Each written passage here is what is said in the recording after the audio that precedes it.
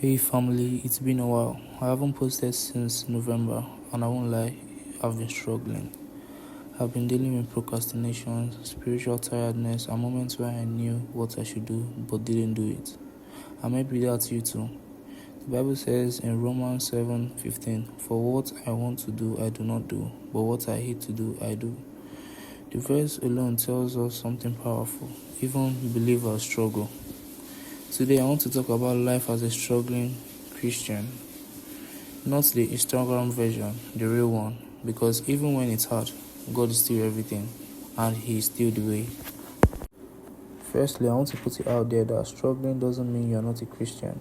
One of the biggest lies Christians believe is, if I'm struggling, something must be wrong with my faith. That's not true. Jesus himself in John 16:33 said, "In this world you will have trouble, but take heart, I have overcome the world." Notice he didn't say might, he said he will. Being a Christian doesn't remove struggle, it gives struggle meaning. Even Paul, a man who wrote most of the New Testament, said in 2 Corinthians 12 verse 9, "My grace is sufficient for you, for my power is made perfect in weakness." God doesn't wait for you to be strong, He works through your weakness. Secondly, procrastination. Procrastination can be a spiritual battle. Even I struggle with procrastination. Let's be honest, procrastination isn't always laziness. Sometimes it's fear of failing, fear of not being good enough, spiritual heaviness, comparison, or burnout. The Bible warns us in Ecclesiastes 11 verse 4, "Whoever watches the wind will not plant. Whoever looks at the cloud will not reap."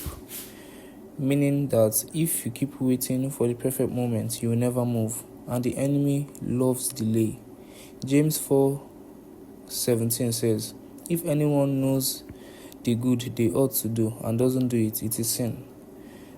That verse humbles me, not condemns me, but convicts me. God wasn't asking me to be perfect. He was asking me to be obedient. Life as a Christian is hard, but life without God is harder. Let's clear something up. Christianity is not easy, but it is worth it.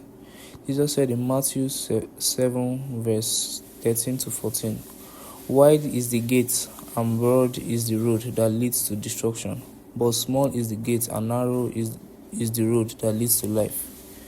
The road is narrow, the road is uncomfortable, but the road leads to life." Psalm 34 verse 19 says, "Many are the afflictions of the righteous, but the Lord delivers him from them all." Not from some, from all.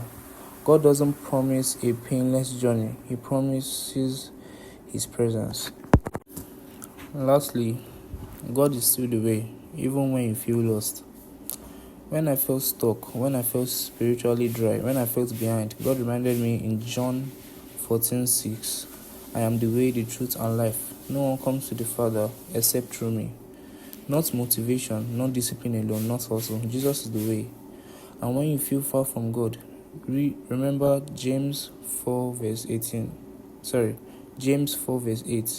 "Draw near to God, and He will draw near to you." One step back to God changes everything. If you are watching this and you feel behind in life, behind spiritually, tired of starting over, hear this verse carefully. Proverbs 24 verse 16. "Though the righteous fall 7 times, they rise again." You are not disqualified because you fell. You are still righteous because God says so. This video is my reset, not because I'm perfect, but because God is faithful. Lamentations 3:22-23 says, "Because of the Lord's great love, we are not consumed. His mercies are new every morning." If this blessed you, share it with someone who is struggling too. We are walking this journey together. God is everything, and He is still the way.